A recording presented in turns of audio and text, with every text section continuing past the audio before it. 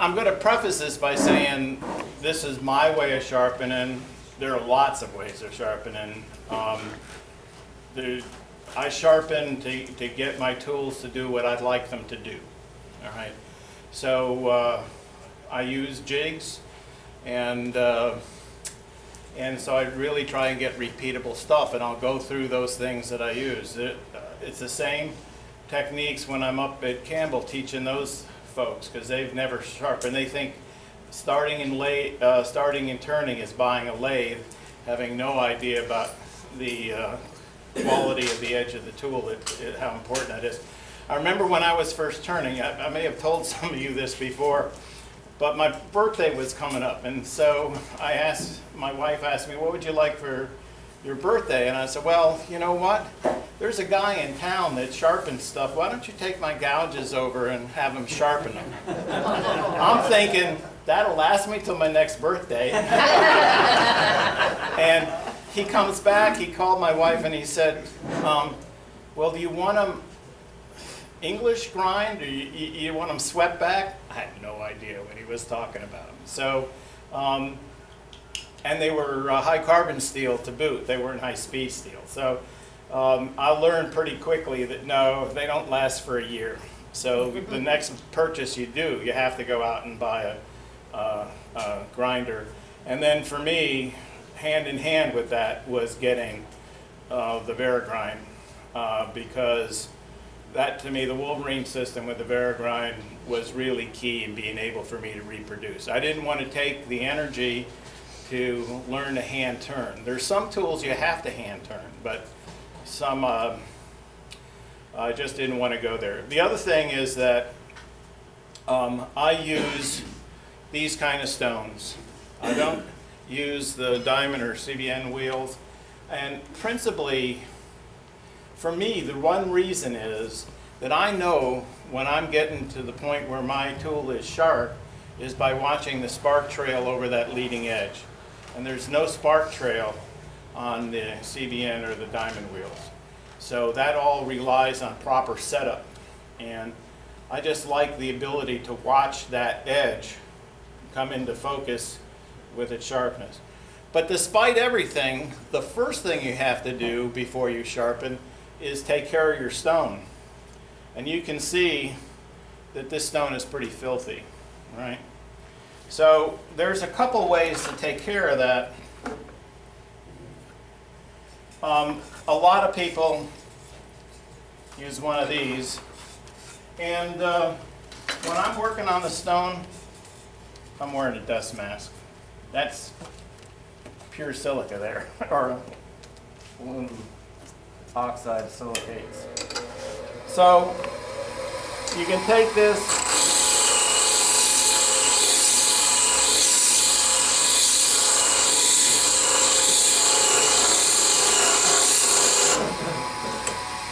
so all you people in the front row now, right?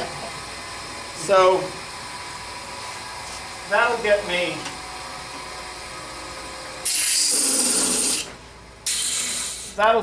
somewhat there, all right?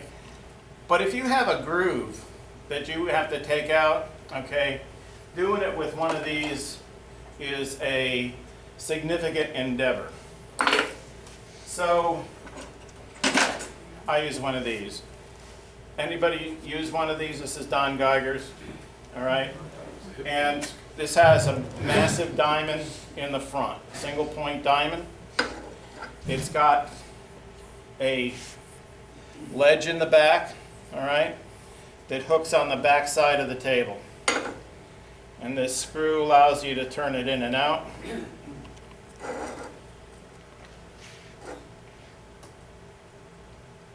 Okay.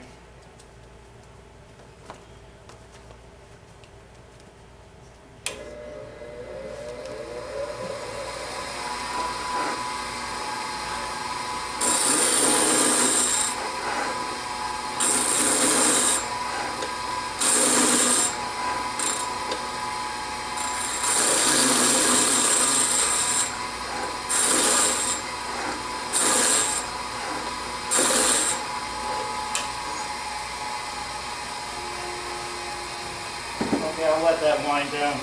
The other thing is about stones. Normally, these things come with two grits.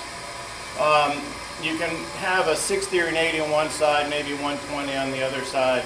If you're going to do a lot of tool reshaping, having maybe a 46 on one side and 80 on the other side is okay. All right, 120 will give you finer scratches, but for me, I would think a coarse and a medium is probably good enough. If you get a CBN wheel, you can get up to 600 grit. That'll give you really, really fine edge. But again, one of the things about that is having your proper setup so that everything is set up with the geometry of the wheel. Now, one thing you do have in your advantage with either CBN or diamond wheel is the diameter doesn't change, all right? So one of the things with an abrasive wheel is the diameter gets smaller. So you can't, when you're talking about using this, you can't have this in a fixed location. You can't make a mark here on the sleeve and say, oh, that's where I put it in for a bowl gouge. Because as the abrasive stone gets smaller, all right, this has to keep going in order to maintain that same geometry. So you have to use another way to set that up. For a diamond or CBN wheel, this doesn't change diameter, so you can mark it if you want.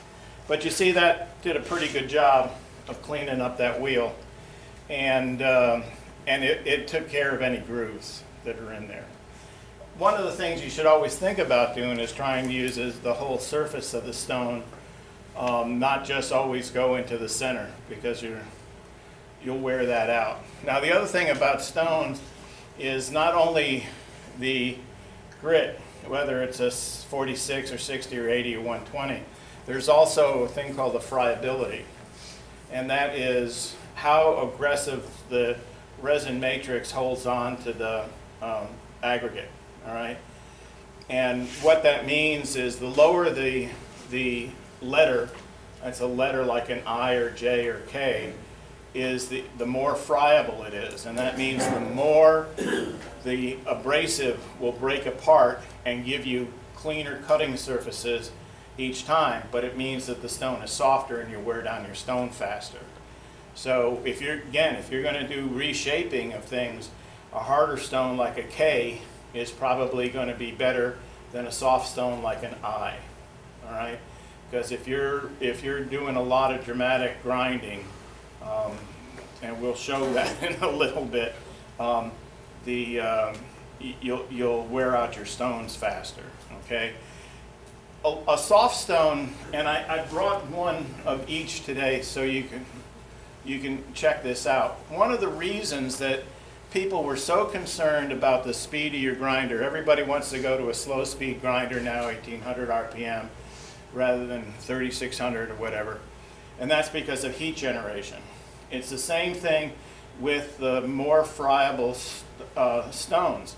The more friable they are, the softer they are, the more that they break apart and give you fresh aggregate, and that sharp aggregate sharpens with less heat generation, okay? But one of the real reasons for doing that was for people that were still using high carbon tools, okay?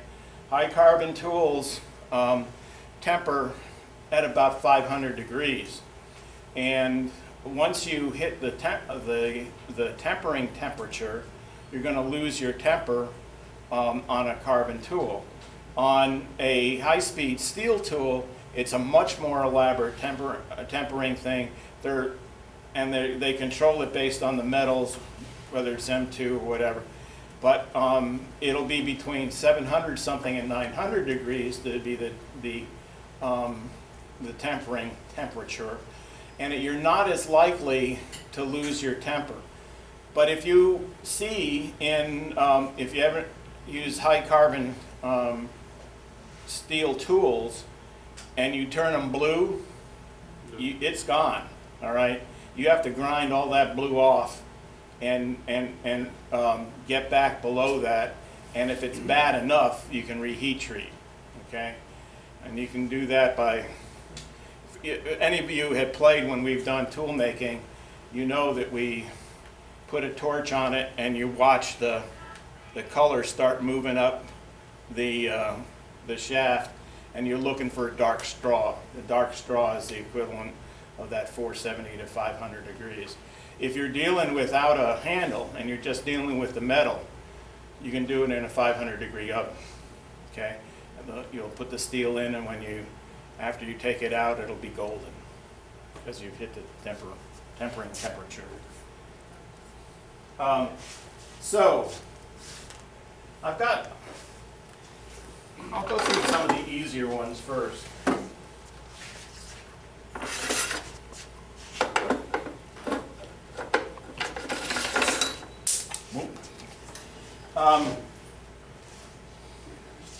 And I didn't sharpen all of these because I was going to do them here, so I wanted to really show you what they turn out like. So spindle roughing gouge, the nice thing about a spindle roughing gouge is the geometry is exactly the same across the whole bevel, all right?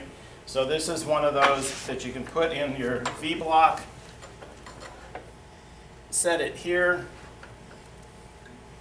and you can just do it by turning it. Now, it's nice here because we have really nice lighting, and I can get to it. In my shop, it's a little dark where I do that. At Safe Harbor, when we do it for the boys, it's a little darker as well. So one of the things, this is pretty classic. You take a magic marker, you put a mark all the way across the bevel face. You lean that against there. And now you can see that while it started to take off the ink, it took off a little bit of the heel more. So I'm going to move it back just a hair.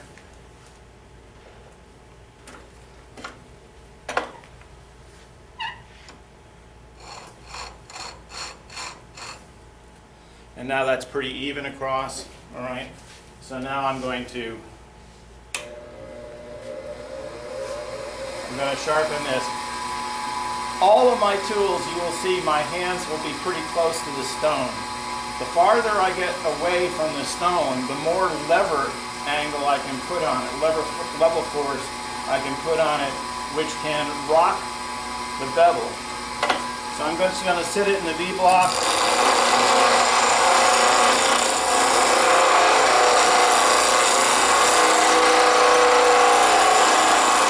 Fred, can you catch that? Can you get him close enough right at the... Because watch what's happening.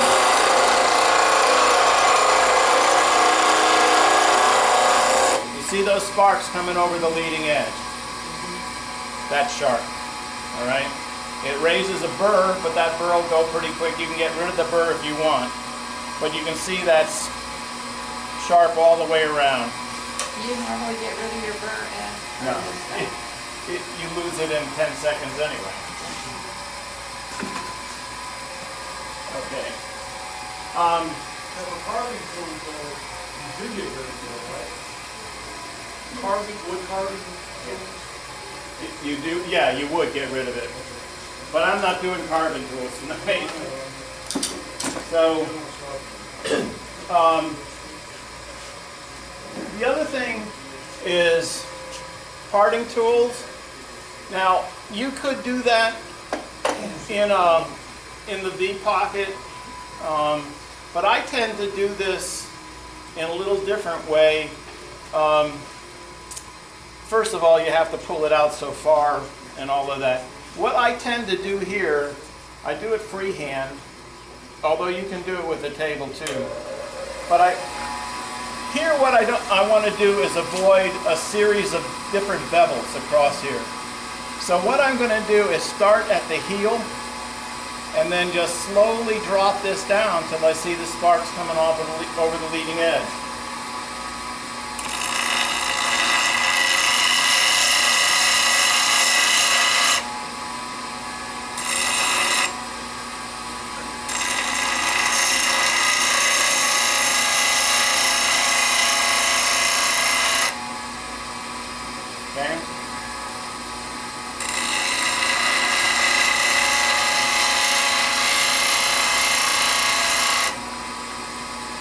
So by doing it that way and taking it easy with it, you can just start here and take it till you just get that point. If this is a carbon tool, you can burn that pretty easy because there's not much steel there, all right? And I do have water for some of them where I'm going to do a little bit extra grinding. But anyway, this is for a parting tool. For some of the thin parting tools, there are a couple of issues with them. One is because they're thin, there's not much metal. So you don't want to really spend a lot of time on it. And the Nick Cook ones, the top of that,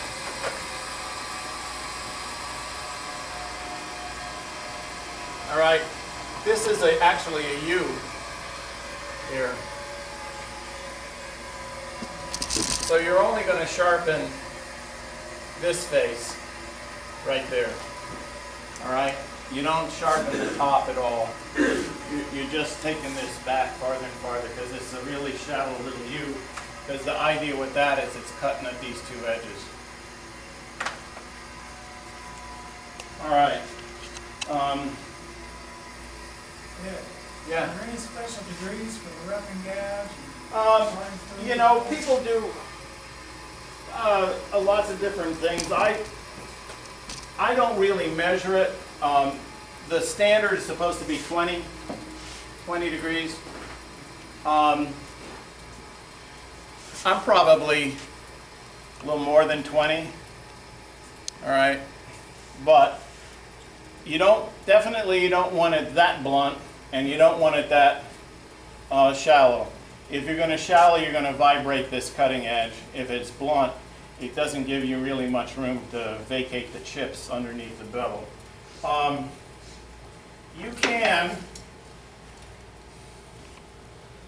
create a device like this. Now the trouble I have with this is it has so many scales on it, it's really hard to read.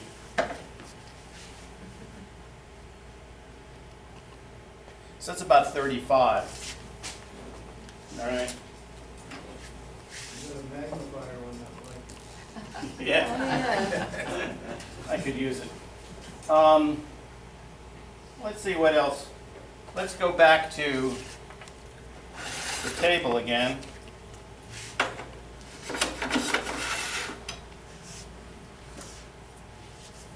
We'll do this before we get into the gouges.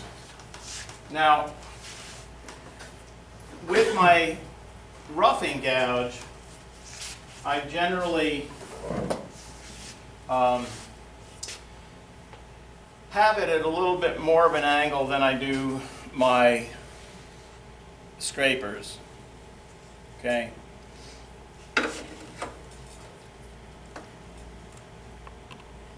So this is another one of those that I like to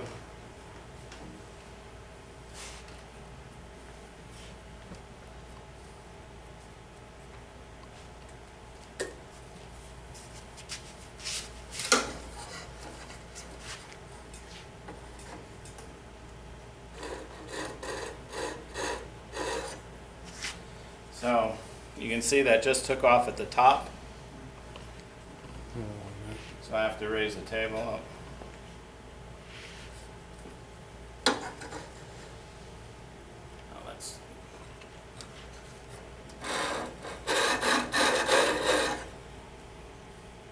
So there, it's taking it off at the bottom. And this is really hollow ground, so I'm not going to get the middle part out. So I'm going to call that good because I got the part of the top and part of the bottom.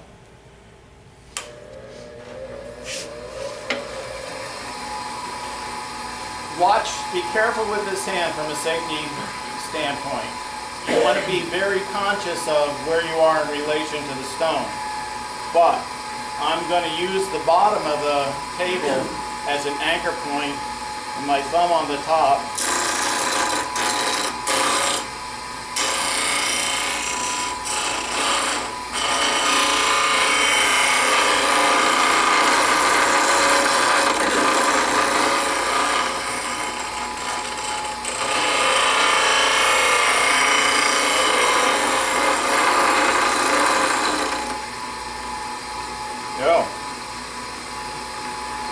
Okay, and the thing is, I'm putting a fair amount of pressure down on the table.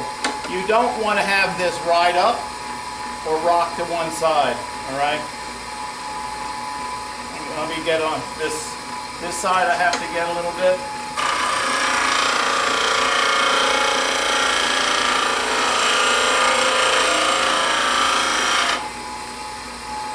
Now one more will get it.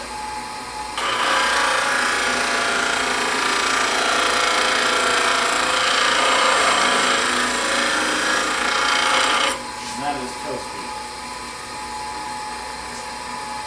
Okay? You can see that all right? So that's on that whole, this is a thick bevel or a thick scraper, so it's got a lot of hollow grind in it. You can see how much here, okay, if you catch that edge, because it's so thick and with the diameter of the stone, you got a lot of hollow grind. But that gives you a pretty sharp top. You also have a burr here. A burr will cut, you know, again, for about 10 seconds. Did you ever do the negative rate scraper? Yeah. Speaking of it, just a square scraper. I rounded it with a little rounded face on it. This side is ground at the same side as I did the other scraper, and then that's the negative rake. And it's the same thing as the other ones.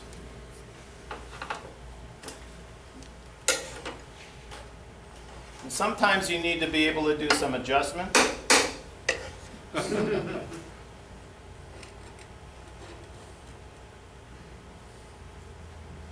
That's pretty close. So again, same kind of movement, except I'm at a much steeper angle. Fingers locked, thumb on it.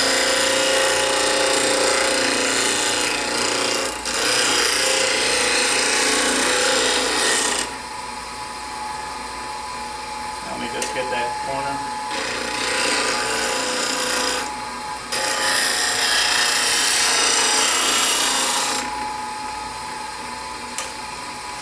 All right. So I will do that, and then I will go back for the next 3 or 4 times. I'll do it like it's a scraper. That'll raise a burr up on this side. All right, and it'll. And is that side up when you're doing your scraping? Yeah. Okay. The whole idea about a negative rake scraper is when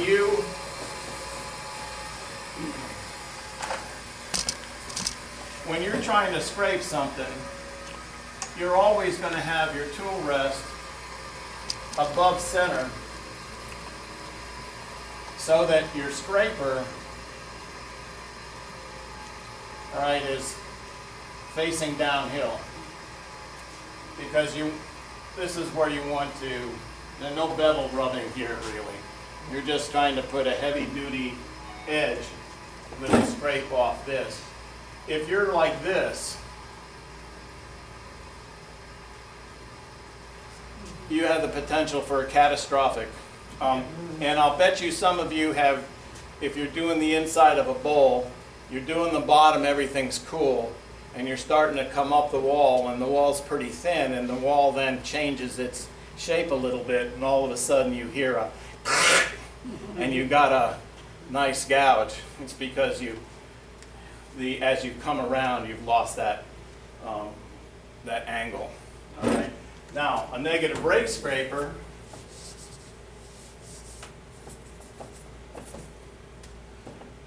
the tool rest is at center, at the midpoint, and when you put the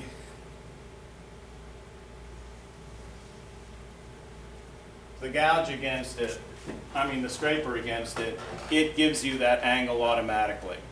All right.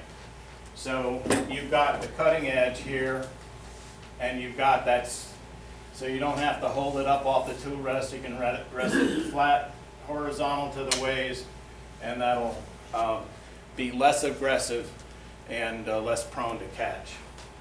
And I have found that you can't remove wood with that, all right? It gets dull very quickly. So you better be prepared to do a fair amount of sharpening when you got a negative rate. All right, and let's see.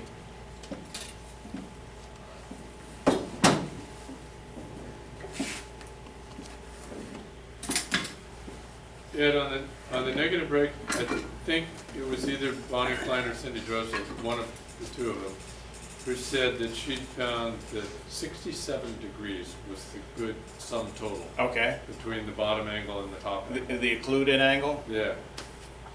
So that's You can mess around with it however you want, but 45 or 22 or something. that's this one, right? Right. That should be 67. Okay, sounds cool. Next one I'm going to do is a skew. And a skew is also an occluded angle. If you look at it from the top, this angle here should be 40. That's too hard for me to measure, right? So the standard way of looking at sizing your bevel to get that angle is 1.5 times the thickness of your tool. Okay, so this isn't quite there. When you can see the thickness here, this is probably just a little bit over, but this is kind of where I like it. I don't like the really, really big bevels. I find that the tip on those, or that end, is just too prone to vibration and that. But if you don't have it, if you have it too stumpy, it'll never cut into the wood. Never allow you to do V cuts and toe cuts and all that stuff well.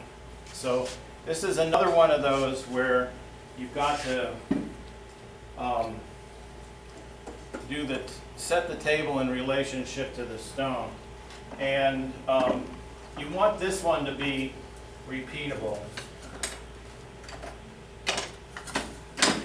So I just created a pretty simple little jig. All right. What I did is when my skew was right, I took my skew and said, oh, this is the angle I like it at. I just sharpened it, everything's cool. I get a piece of wood, set it on here, scribed a line for where the stone was, and then actually what I did is I sanded out a little of this, so it really only has 2 points of contact, down here and here. So you set that on your table.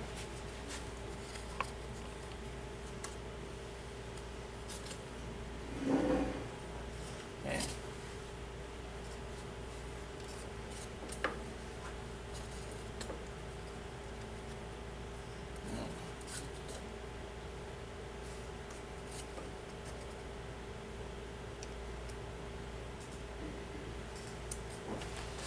I need my persuader.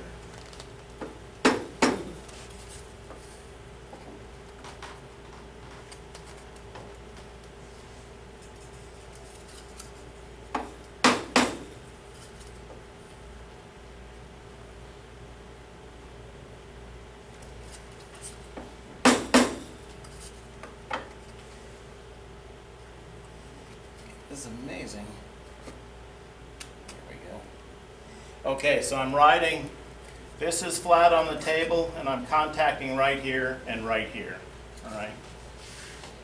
Now, there's different profiles that you can grind. For my larger gouge, I like this little convex shape. All right. This is not as dramatic as lacer.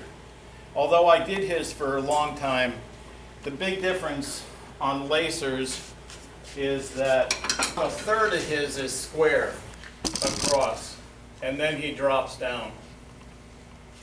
All right. On mine, I'm starting that curve right from here and not going quite as far as he does. All right? So this one is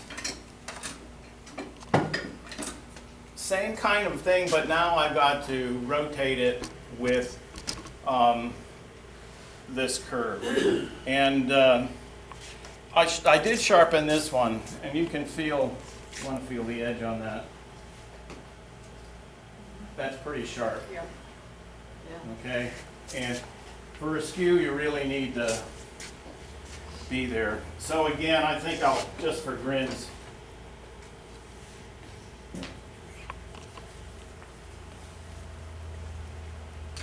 thanks.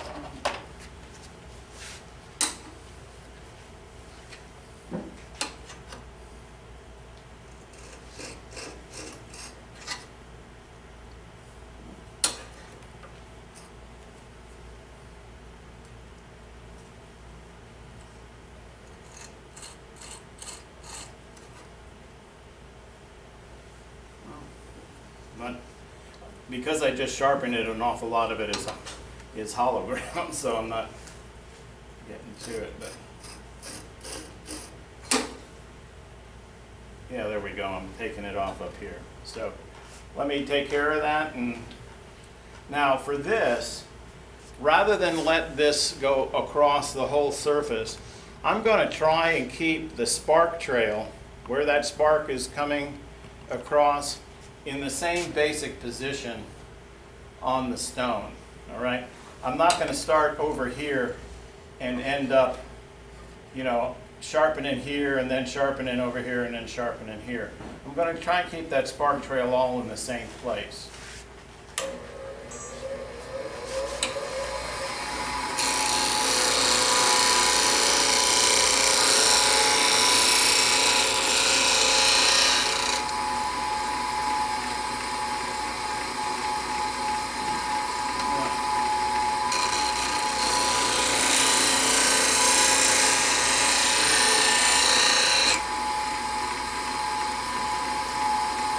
Okay, and I can see I'm touching on both ends, but in the middle I'm not, so I'm going to spend a little more time in the middle.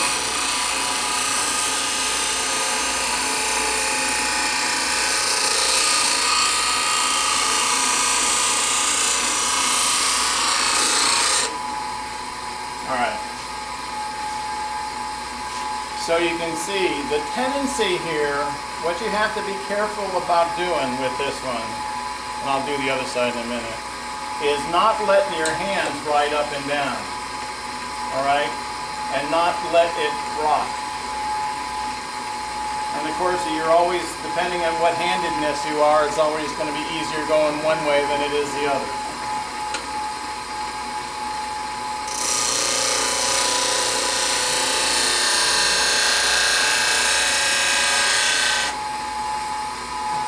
All right, that's pretty good.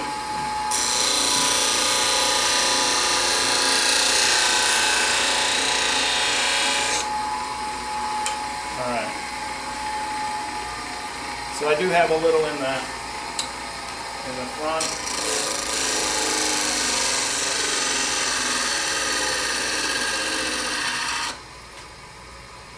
So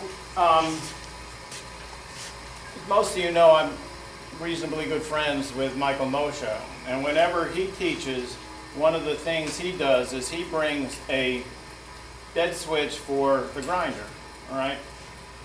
And you can use this if you have a high-speed grinder. He steps on it, gets it revved up, takes his foot off, and as it's winding down, that's when he sharpens. All right? So it gets down to slow speed. And then he'll step on it again and take his foot off. Now, the skew is the one tool that you're not done with off the grinder. All right? For me, there's I use a diamond stone, and you can use all different kinds. If you like these little credit card jobs,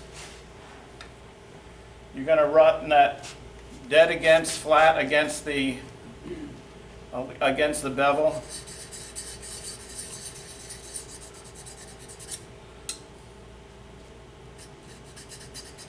Now you have to resist the temptation to do this. Okay, you don't want to rock across the top.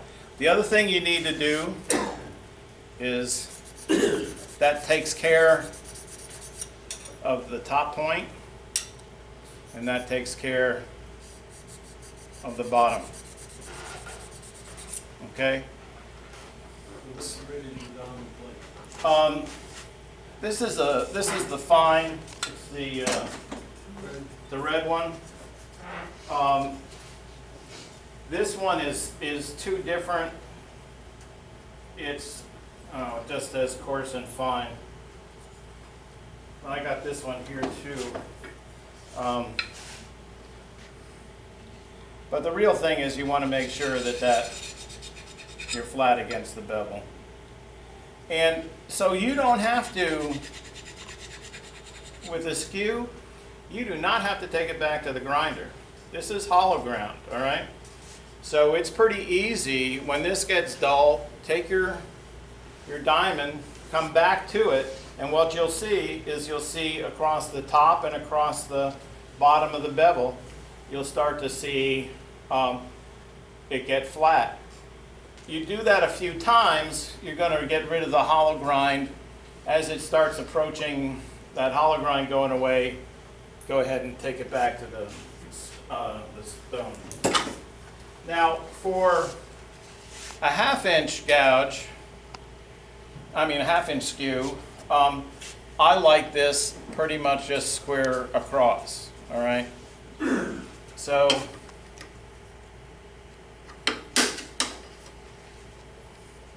these two should be the same, but you know how it is. So in this case, I'm going to put it at the angle so that the angle I want here is parallel to the top of the table.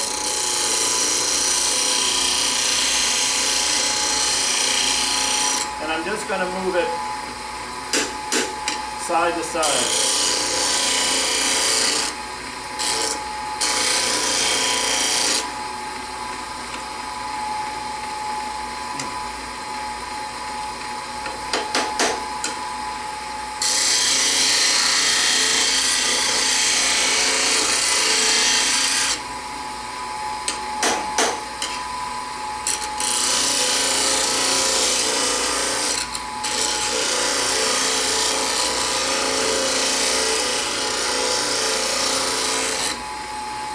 This is one that I will put a little water in.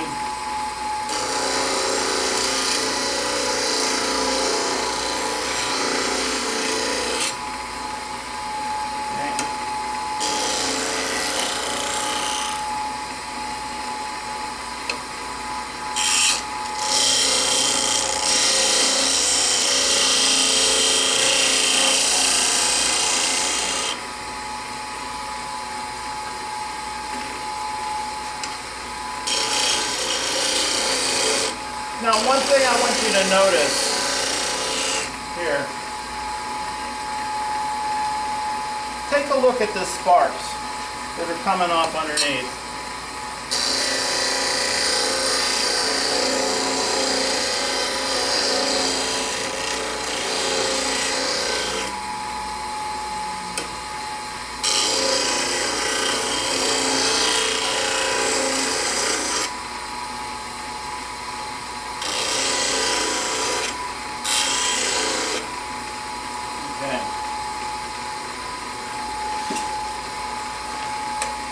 So again, I'm just gonna, wow!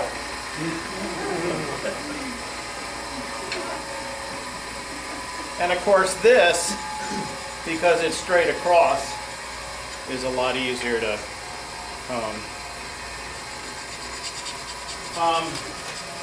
so here's one more skew. Now the one thing about this skew is it's much thinner. All right, so theoretically, I don't use this. This is a demo piece. So I probably need a longer bevel than is on there right now. But I want to show you a difference between the two steels.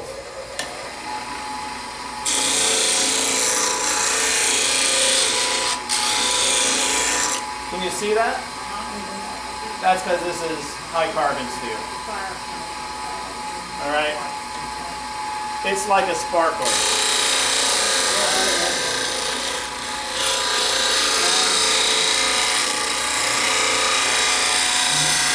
So if you see that, know that you have to be less aggressive on your sharpening. The reality is a high carbon steel tool will end up sharper off a grinder than will high speed steel. Okay? But that edge just won't last as long. But the other thing is I was talking about before, the temperature on this is 500, 470. So if you start seeing sparks like that, you know you got to be careful and have water definitely nearby. All right.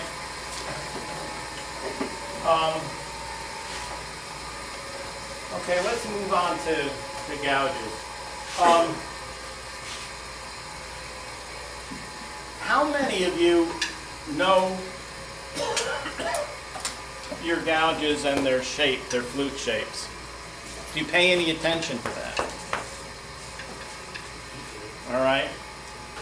So, what kind of shapes are there? Yeah. So, the three shapes.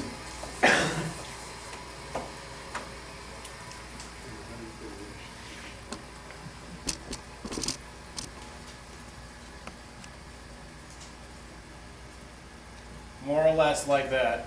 And that's a V, this is parabolic, and this is a U. And different manufacturers make them different. And in the case of Thompson, he makes a couple of different ones, all right? And the thing about them is the way you sharpen these changes the relationship to these edges. The geometry here, even if you sharpen them all the same, this relationship to this is all different depending on which kind of flute geometry you have. And these are Daniel's. I'll send these around. Daniel, why don't you explain which is which to them while you're setting up? Setting up, yeah. Because we both have the same thing. He and I both have all three types that we sharpen with the same way, all right? So again, our edge geometry changes from gouge to gouge a little bit, and you can tell that. So the dark handle is a crown stock, Ellsworth grind, right? So that's what Ellsworth said. This is parabolic. That's why I said different manufacturers claim that theirs is parabolic, but there's a variation here than the other folks. So that's that one. The two dark steel ones are both Thompsons, and one is a Lyle Jameson, which is more parabolic, but he claims this is slightly different from David's. And if you're really interested, you can call him and talk to him about it. And this one, which has old Henry Taylor handle on it, so you can reuse your handles. This is a Henry Taylor that I ground out enough and couldn't grind it anymore. Is also Thompson. It's not the Jameson parabolic grind, it's just sort of the standard Thompson. But that's what Ed was talking about when he said both Thompson, but slightly different flutes. And the last one is the newest one I just got, which is a one-way. And it's probably the most significant difference when you look right down the flute, the one-way versus the others. They told me it was V, and I probably should have sent it back and said, that's not, I mean, they told me it was parabolic, and I should have sent it back and said, that's not parabolic, it's U. But we'll see. I really am a believer, as other people talked about, of repeatability, muscle memory. So if you're getting the same steel and you're grinding it with the same jig and everything else, your muscles are gonna. And then I started thinking, well, yeah, but you don't always have your tools and you're not always with your jig and all that sort of stuff, so it's probably not a bad idea to have a little bit. So I guess one of the things is, both of us tend to not like a deep V, right? Because it's pretty hard for the chips to get the hell out of Dodge. So we more like a parabolic one, and I don't know if I have a real UU one. I mean, I have one that is definitely a little bit different than elliptical, but I bought some of these, I inherited some of these, and so they're all pretty different. So, but let me go through the sharpening of the bowl gouges.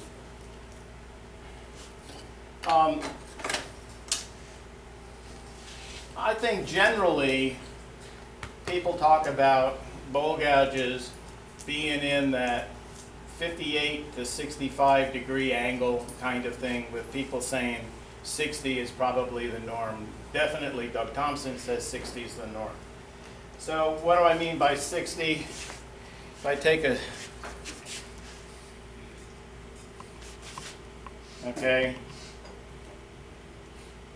that bevel face to the shaft should be about a 60 degree, and that's what I try and set up my stuff to give me.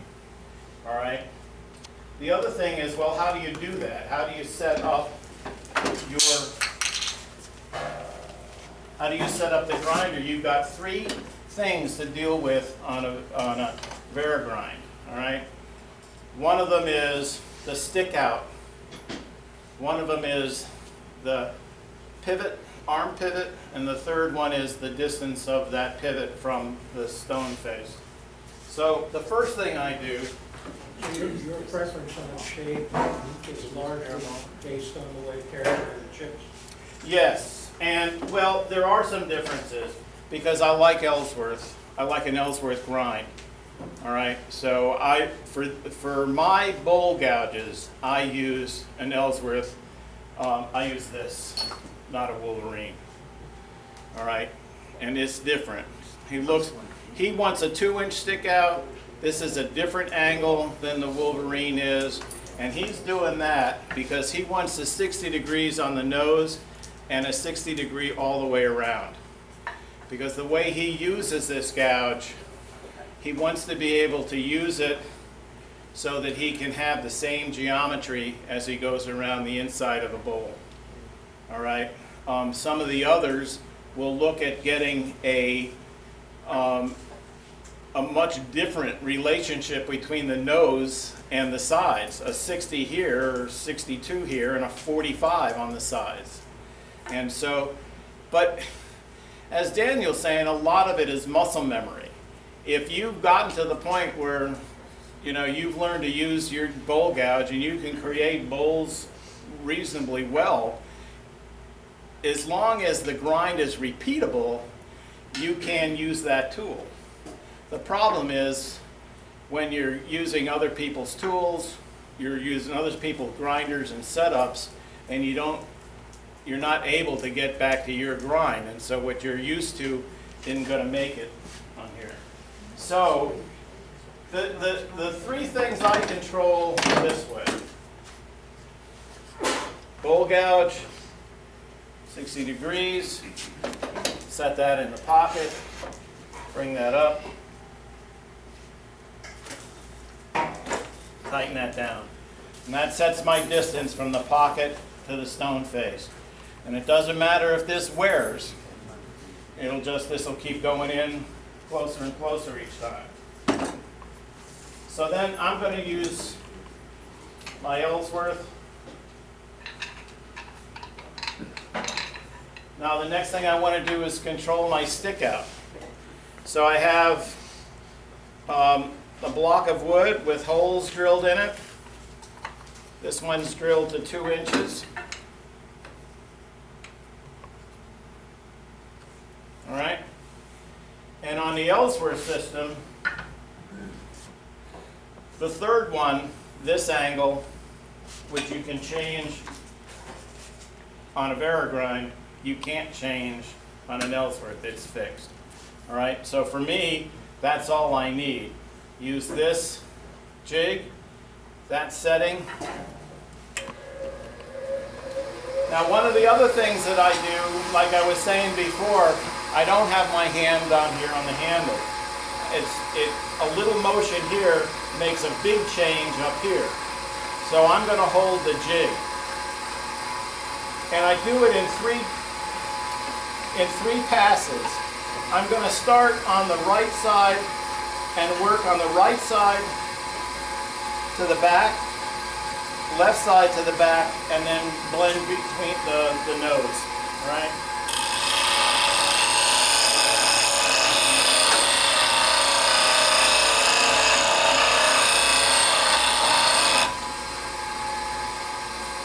So that's a little different than my grinder setup at home.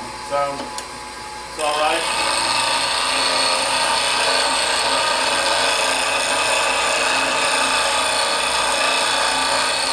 Do watch your fingers. All right. I don't know if you can see it, but right in the middle I have a little bit of a higher spot. You can see that? You know? So I'm gonna. Now you may think the jig is doing all the work for you. It is not. It's up to you to control that profile, okay? So what I'm looking for is a slightly convex shape, all right? There are a lot of people that like it straight across. Never convex shape, okay? You never have your point as higher than anywhere on the wings. The wings are either the same or higher, all right? And now I'm going to do the other side.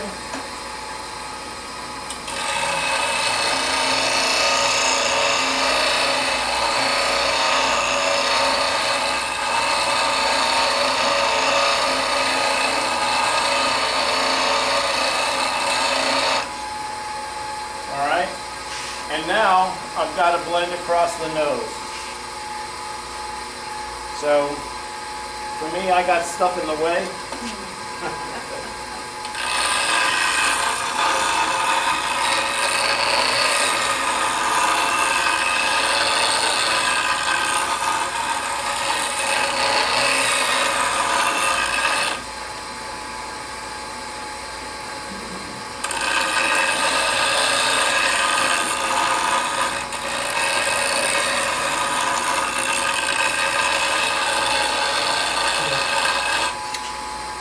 Okay.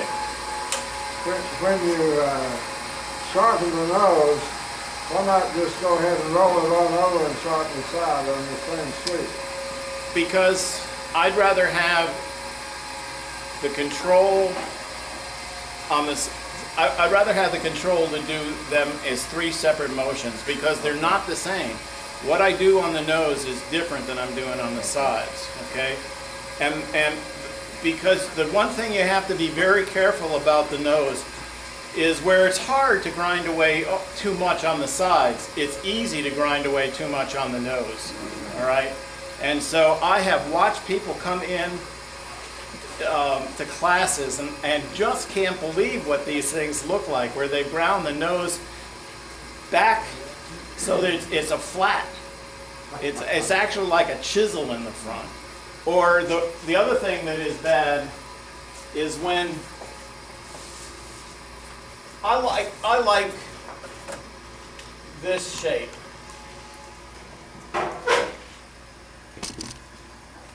All right, this little bit of a sweep. Coming straight, fine too. This is a bad thing. All right? Where you have your nose higher. So this is one you really have to bring this back down here, at least go to straight across. But if you grind too much here, it'll tend to look like this from the top. This will almost be flat across there. And you'll have a sharp point here and a sharp point here. You want this to be a nice smooth parabola all the way. So, lighting okay for that? It's all And right. then, and once I have this, this setup works for everything. All right? Now, I'm also a believer in Doug Thompson tools, but I just haven't needed a bowl gouge yet. And they're fairly pricey, but I do like Doug for the spindle gouges. All right, so this is his detail gouge, and this one I will use the Vari-grind for. All right, so one thing that I can make things work easier in my favor is if I have it in a removable handle, take it out and I'm just dealing with this little piece of steel rather than that handle being in the way. So this one, I'll do the same thing, except this one is the Thompson stick out. This is 1 3/4 inch. Ellsworth is 2 inches.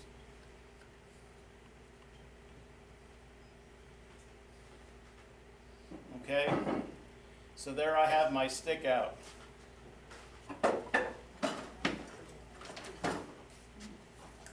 Thompson spindle gouge with the black Vari-grind. I just reset the other one.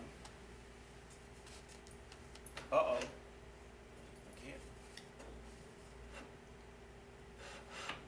can't do it on this one. It's easy. Okay, I'm gonna have to guess.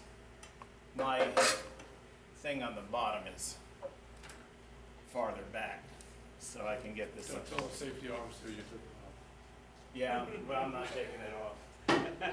So, have any of you seen this before? Anybody use it? Yeah. So, what this is for is you put your Vari-grind here, and you loosen this, and you put the leg to match this. Is the exact placement for Doug's grind. All right? And once you get this in that position, that's all you have to do. He uses the same leg position and the same stick out for everything. Bowl gouges, spindle gouges, doesn't matter. Okay? So this is going to be the same deal.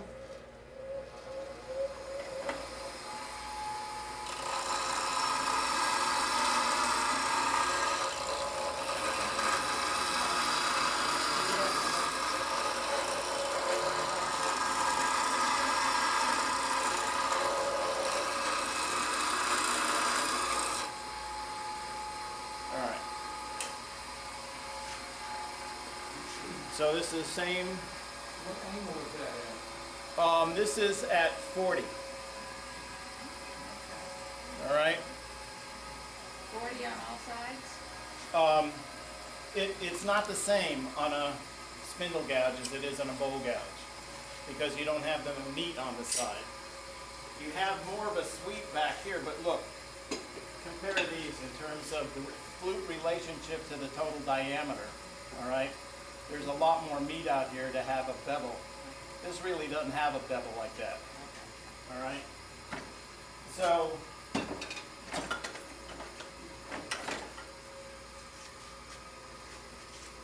that's 40 degrees.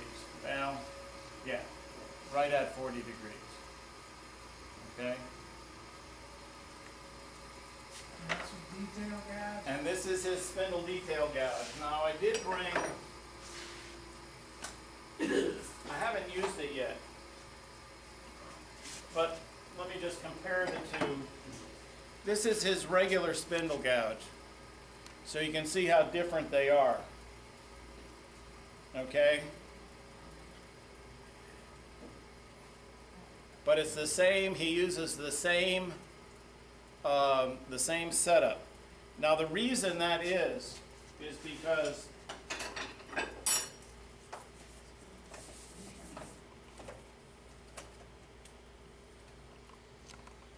if you're looking at them nose on, what he does is for the standard, he cuts the flute about here. All right? So you pretty much have pretty close to the center anyway. So what you end up with is a profile that's pretty much round. All right? For the detail gouge, he cuts it up here. And now you've got all this steel, and that's why you have to do a swept back grind on that, because he cuts it higher than the other one.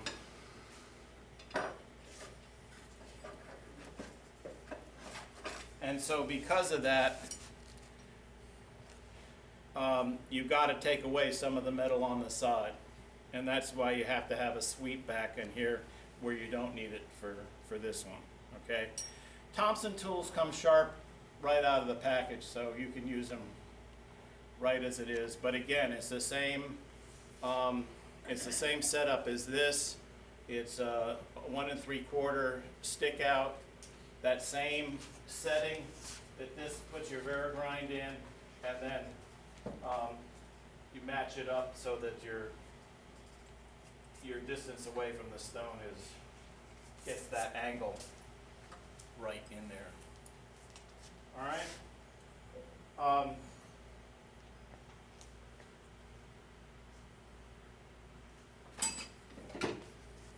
And this is another detail. This is a smaller one, but you can see the detail ones are much pointier.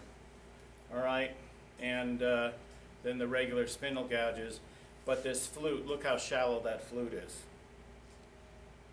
compared to all that steel is below it, you know. All right.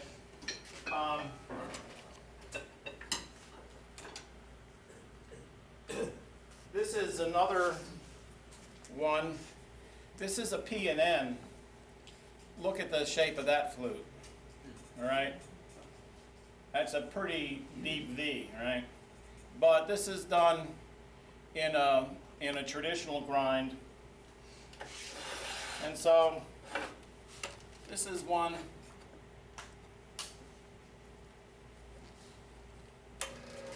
that's just sharpened like you would sharpen a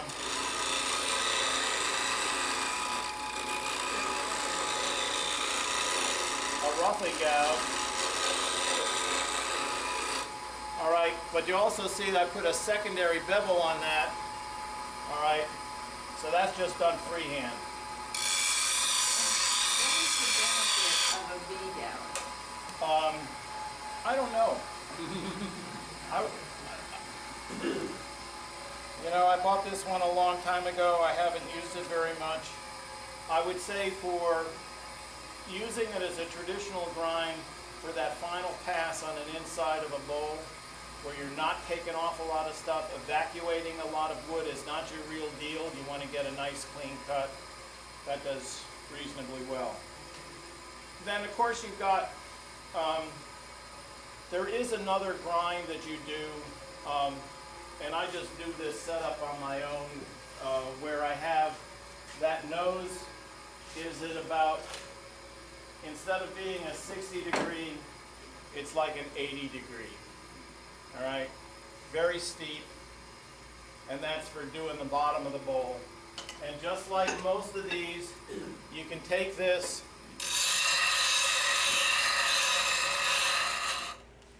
you can go even more aggressive than that, but just grind off the heel. And why would you do that? Well, when you're doing the inside of a bowl,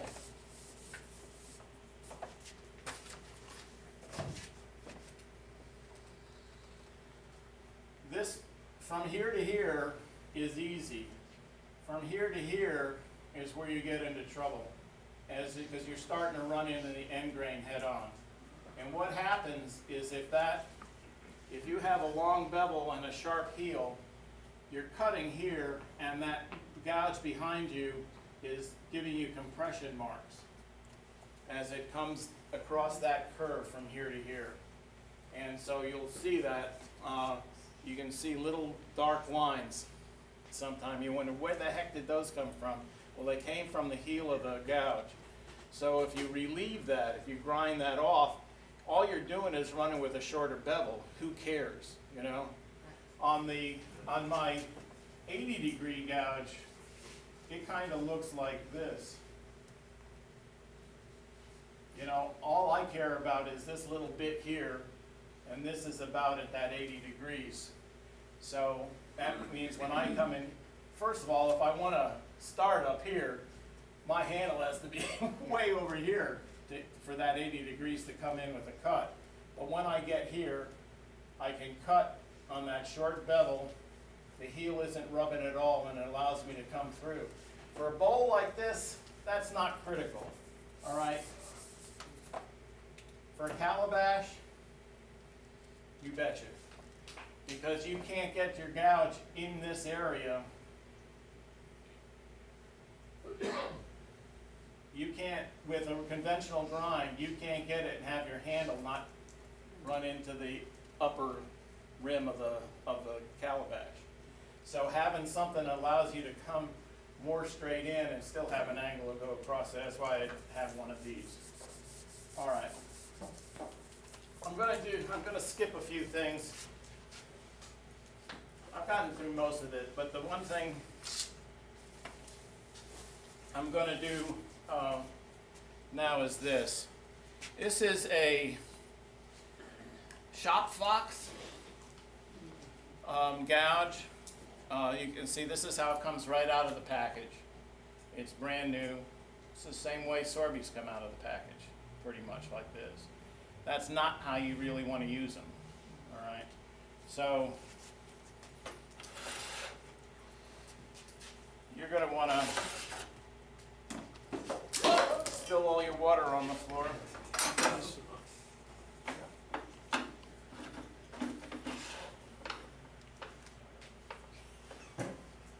long as I'm not going to get electrocuted. So what you're going to really want to do with this is begin to get yourself the shape of a swept back gouge. And what do you do there? Well, really all you're going to do is take off this. Your nose is probably okay. That angle here is probably okay. Let's see where we're at. We're at 60. Pretty close. About maybe 55 or so. But that's okay. So what you really want to do now is give yourself that slight convex profile. And Doug tends to do it like this.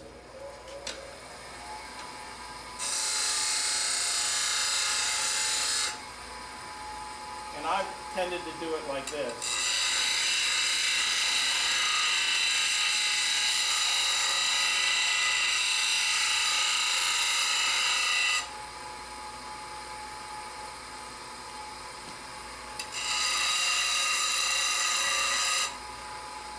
Okay. And so what does that give me? All right. Look at the shape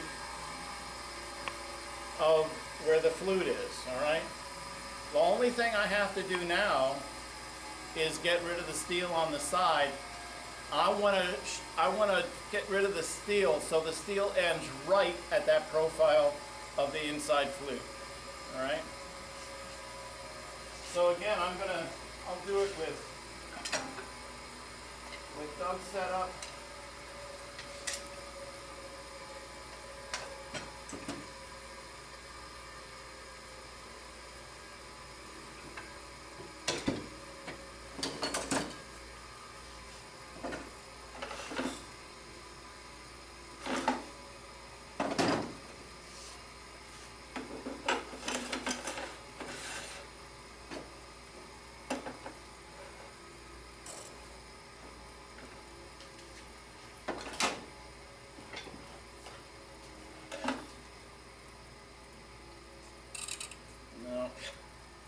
let me do it with,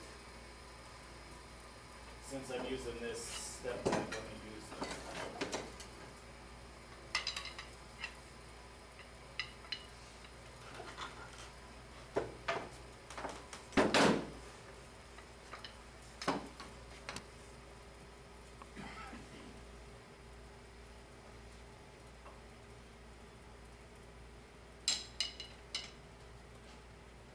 And one thing about this that you'll figure out after a while is that the flute, you'll run out of flute. Let's say the jig will stop you from using all the available flute. All right? So I have done, and I've seen people done, where they just grind this flat here so that this can sit against a flat surface, and you can use the whole length of the flute. Some people do that by just giving you a little itty bitty flute. It wears out too fast. Okay, that's pretty close. So once again, I'm going to do right side, left side.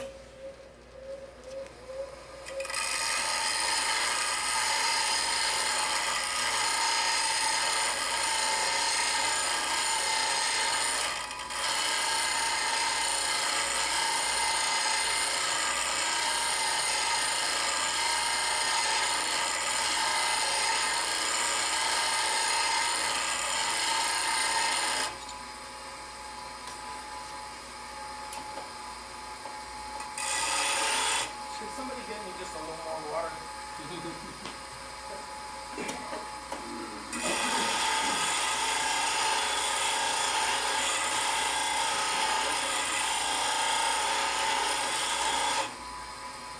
Are you catching it from above or?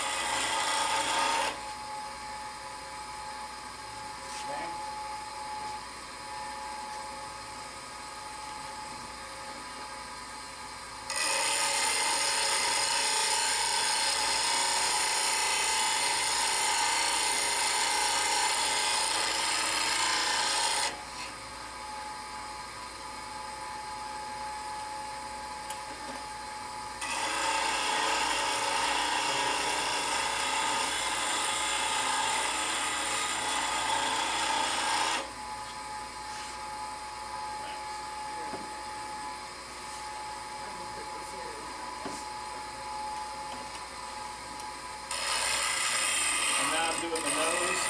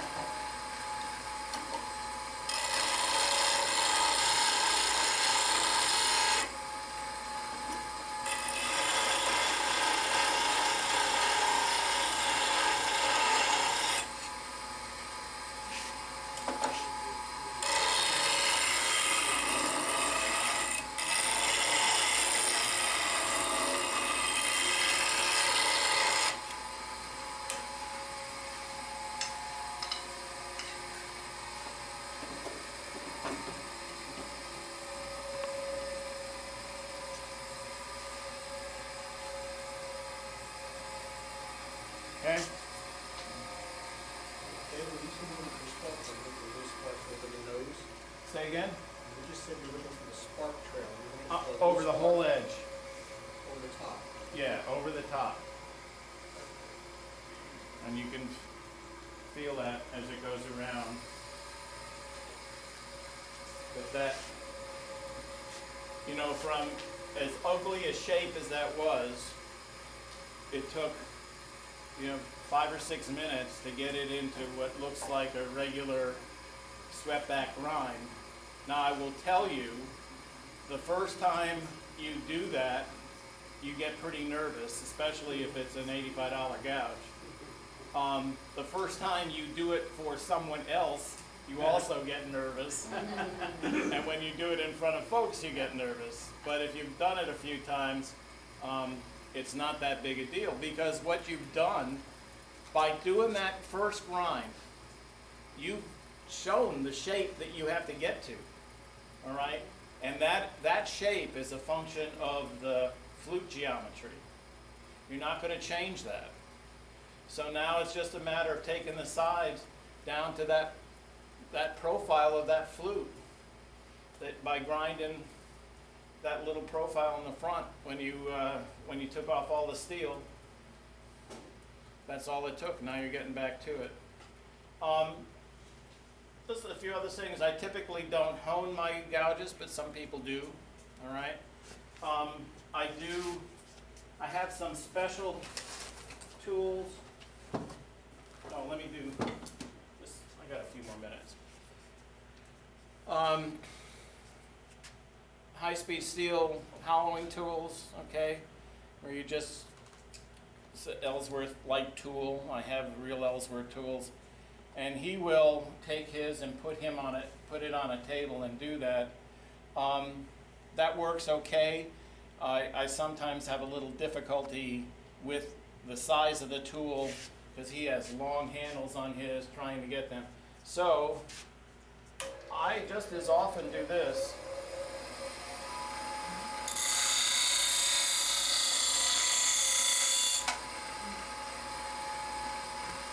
Okay?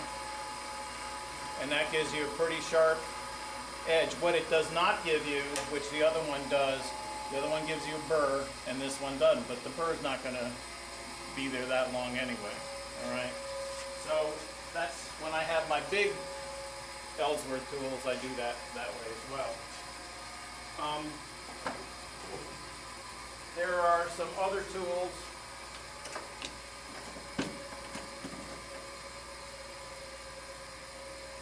Let's see, if I set it on here, then I could spill it right into the...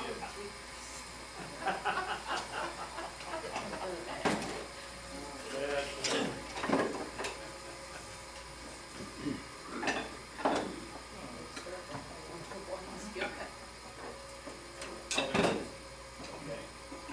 So, I don't know if many of you use a hook tool.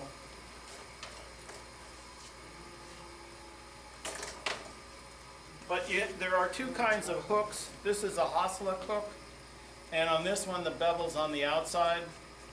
We've had lacers, bevels are on the inside.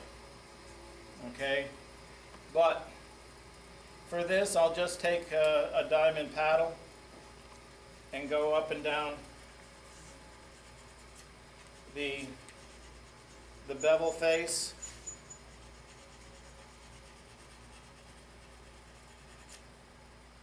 Okay, and I can get that hook pretty sharp.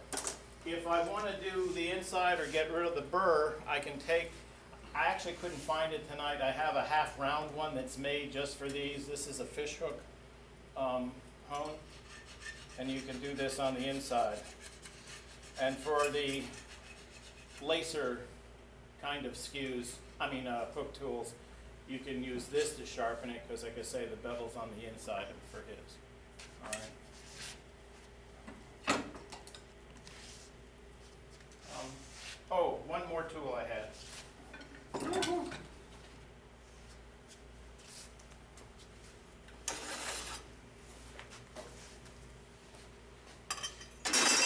And this was because of Harvey. What was his name? Harvey Meyer. I think everybody went out and bought the beading tool.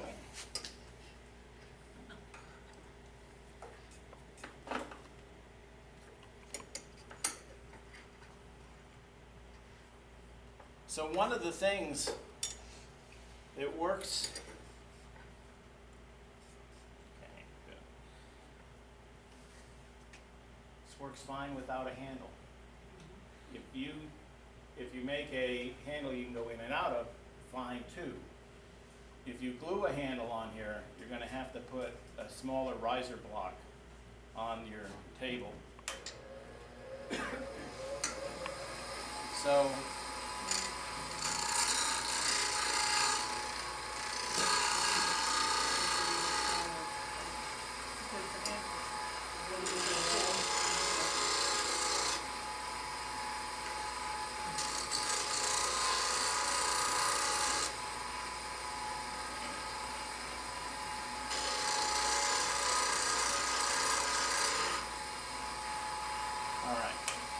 So you can see I got the whole surface. This is hollow ground now, so just like with a skew, you can sharpen this, with a diamond hone for a while. But that's how you sharpen one of these tools. You've got thousands of different kinds of deals. The only tool you don't have to sharpen is an easy tool. Thank you.